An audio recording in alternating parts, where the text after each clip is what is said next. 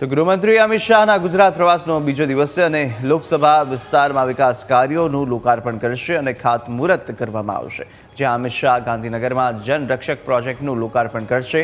Sector 11 રામકથા મેદાન ખાતે કાર્યક્રમનું આયોજન કરવામાં આવ્યું છે। તો રાજ્યના 7 જિલ્લામાં જનરક્ષક પ્રોજેક્ટ શરૂ કરવામાં આવ્યો છે।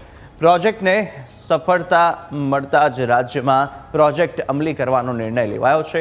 તો 112 હેલ્પલાઇન નંબર હવે ઇમરજન્સી નંબર તરીકે ઓળખાશે અને આરોગ્ય ઇમરજન્સી સેવાઓ ફાયર પોલીસ જેવી સેવા તુરંત મળશે। તો રાજ્યના 33 જિલ્લામાં પોલીસની પીસીઆર વાન પણ ફાળવવામાં આવશે। 600 જેટલી નવી વનરક્ષક પીસીઆર વાન વિવિધ જિલ્લામાં ફાળવવામાં આવશે।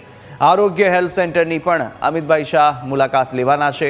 ત્યારે ગાંધીનગરમાં જૈન આચાર્ય પ્રેક્ષા વિશ્વ ભારતીના દર્શને પણ અમિતભાઈ શાહ જવાના છે।